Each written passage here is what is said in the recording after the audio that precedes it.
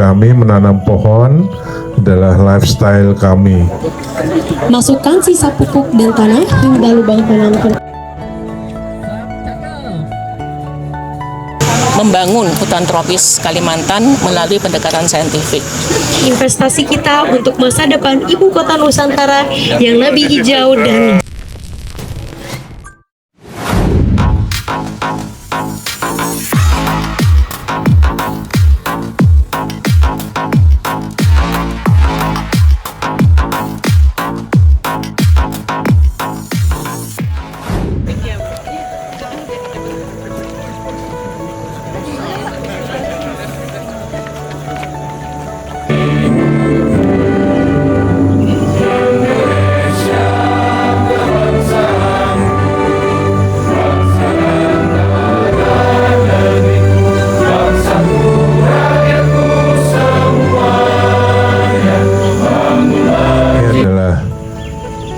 bukan seremonial. Bagi kami menanam pohon adalah lifestyle kami.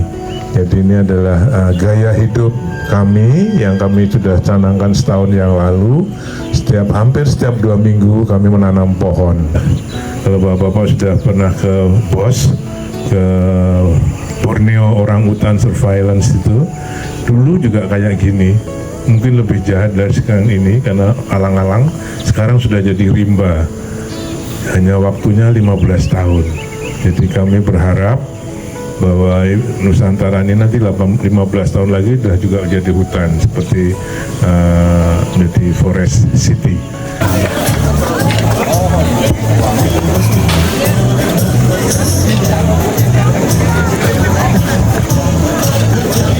investasi kita untuk masa depan ibu kota Nusantara yang lebih hijau dan lestari.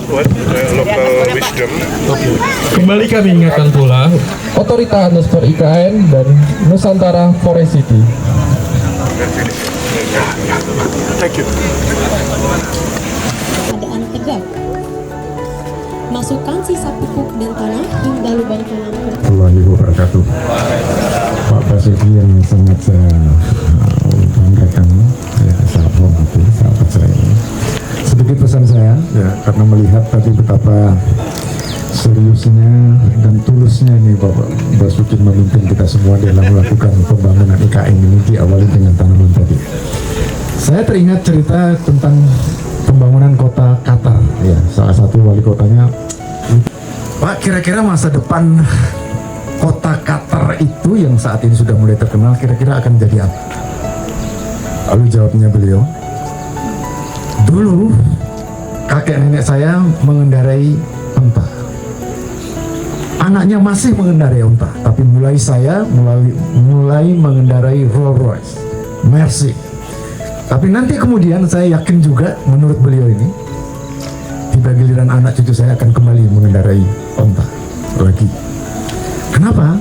Lalu beliau jawab, pada saat suatu keadaan, kondisi atau circumstances yang sangat tidak baik, di situ akan menghasilkan strong man. Inilah Pak ya, tahapan membangun IKN ini, saya yakin akan menghasilkan banyak sekali strong man. Begitu keadaan menjadi baik, cenderung yang dihasilkan adalah weak man. Dan weak man pada dasarnya akan menghasilkan lagi sampai kehidupan mengendarai onta itu lagi. Nah, persoalannya sekarang jangan sampai pada saat kondisi itu membentuk banyak dari kita menjadi great man, itu harus dipertahankan sepanjang mungkin sehingga tidak sempat kita masuk ke dalam lingkaran yang menghasilkan weak man. Saya kira itu, saya percaya dengan Pak Basuki dan pimpinan leadershipnya, mudah-mudahan IKN terus maju berkembang menjadi kota kenangan bangsa Indonesia. Assalamualaikum warahmatullahi wabarakatuh. Kalau kita lihat di IKN saat ini memang sedang gencar penanaman pohon di berbagai titik yang ada di lokasi IKN, dan sekarang menyebar tidak hanya di kawasan inti pusat pemerintahan, tapi menyebar sampai ke seluruh wilayah delineasi IKN. Karena seperti kita ketahui, luas IKN itu 252.600 hektar, 4 kali dari luas Jakarta. Akan tetapi yang digunakan untuk pembangunan hanya 25% dari luas tersebut untuk kawasan perkotaannya. Kemudian 10% sebagai area pangan dan 65% dari luas lahan itulah luas untuk area hijau dan hutan lindung. Dan memang di 65% luas IKN itu terdapat satu hutan lindung yang besar yang sering didengar sebagai Tahura, Taman Hutan Rakyat Bukit Soeharto. Akan tetapi di tempat itu banyak sekali penambangan dan penebangan hutan secara masif, dan itu liar dan ilegal. Tidak tahu siapa backingnya, dan kegiatan ini telah berlangsung selama puluhan tahun. Akan tetapi dengan kehadiran otorita IKN sangat luar biasa, membentuk satgas khusus, berkoordinasi dan bekerja sama dengan aparat-aparat yang terkait, sehingga kalau kita lihat banyak kegiatan ilegal yang ada di hutan Tahura Bukit Soeharto tersebut sudah banyak dilakukan penindakan. Bahkan hasil tambang ilegal yang sempat lari itu sudah diamankan dan disita oleh negara, karena memang kalau kita ketahui penambangan maupun penebangan secara ilegal itu merugikan negara, karena oknum-oknum ini tidak membayar pajak yang sangat berguna untuk pemasukan negara. Dan pemetaan kawasan yang sudah rusak sendiri yang dirambah Banyak sekali, mungkin 50% lebih. 60%. Itu sudah dalam kondisi terbuka. Hanya di tengah yang dia tidak terjangkau oleh. Dan ini sebenarnya satu poin yang ingin saya sampaikan, bahwa pembukaan Tahura ini kan sudah berlangsung lama ya, sudah berlangsung bahkan mungkin puluhan tahun. Ini ada Bu Erni sebagai PLT Kepala UPTD Tahura, datanya ada di beliau. Jadi lokasi ini memang diincar oleh banyak pihak sebenarnya, dan teman-teman juga saya kira mengikuti ya, mulai dari pembukaan untuk tambang, kemudian juga untuk sawit, untuk beberapa aktivitas perkebunan, pemukiman dan lain-lain. mereka ini siapa sih Bu yang meramai, dan sejauh ini secara hukum proses hukumnya seperti apa Bu?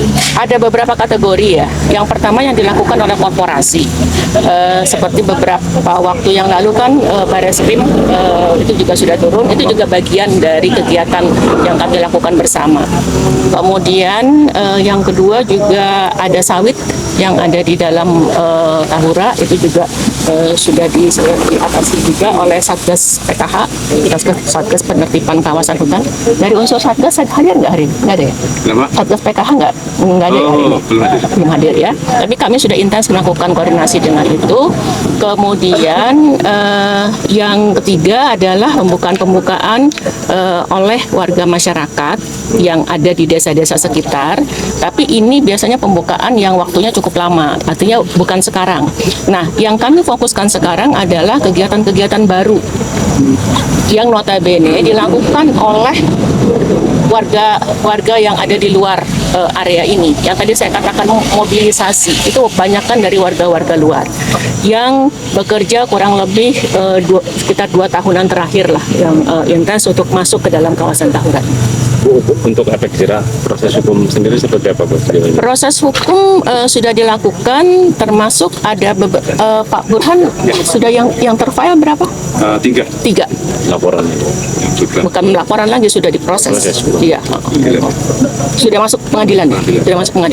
Bu, kegiatan ini kan sudah menjadi komitmen otorita IKN. Kemudian ada tantangan sendiri nggak sih untuk menjaga keberlanjutan program ini, Bu? Tantangannya banyak. Yang pertama adalah masih ada pihak-pihak yang mencoba memanfaatkan situasi transisi. Saya sebutkan situasi transisi, yaitu ketika OIKN belum full menjadi Pemdasus. Nah, itu kan pemerintah daerah juga tidak full juga untuk beraktivitas di sini. Nah, periode transisi itu yang dimanfaatkan untuk mulai masuk dan melakukan pembukaan kita. Jadi itu satu faktor yang menjadi tantangan. Kemudian tantangan yang kedua adalah untuk mencoba menggunakan masyarakat-masyarakat dari luar untuk pertama kali masuk membuka, sehingga nanti ketika ada proses penegakan hukum, narasi yang dibangun adalah pemerintah tidak memberikan ruang hidup bagi warga masyarakat. Nah, kami melihat masyarakat secara rasional dan realistis.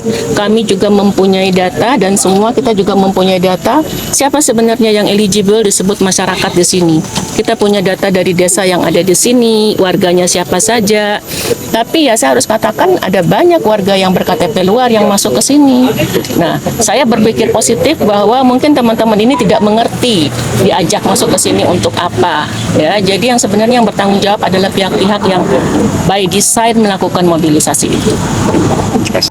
Jadi banyak juga pertanyaan kenapa harus menanam pohon di kawasan inti pusat pemerintahan, karena memang di kawasan perkotaan IKN pun juga diperlukan pohon-pohon dan tanaman untuk menghijaukan kembali suasana IKN yang akan menjadi forest city, dan tentunya ruang yang hijau itu akan berdampak positif untuk kinerja para ASN dan masyarakat yang hidup di wilayah IKN. Dan memang di kawasan inti pusat pemerintahan itu mayoritas lahan yang digunakan itu sebelumnya adalah lahan hutan tanaman industri atau hutan produksi. Dari ada 2 tanaman di situ yang mayoritas yang monokultur itu adalah Eucalyptus sp jenisnya dan Acacia mangium. Jadi sangat luar biasa peran otorita IKN. Otorita IKN ini sebagai pemerintah daerah yang akan memerintah di wilayah IKN, dan peran yang sangat luar biasa yaitu menghijaukan kembali seluruh area yang masuk wilayah delinasi IKN. Dan kita sebagai masyarakat selalu mendukung apa yang dikerjakan pemerintah yang bisa mendatangkan kebaikan untuk semua orang. Dan oke, terima kasih telah menyaksikan video ini. Sampai jumpa di kegiatan berikutnya. Salam Nusantara, salam Indonesia maju.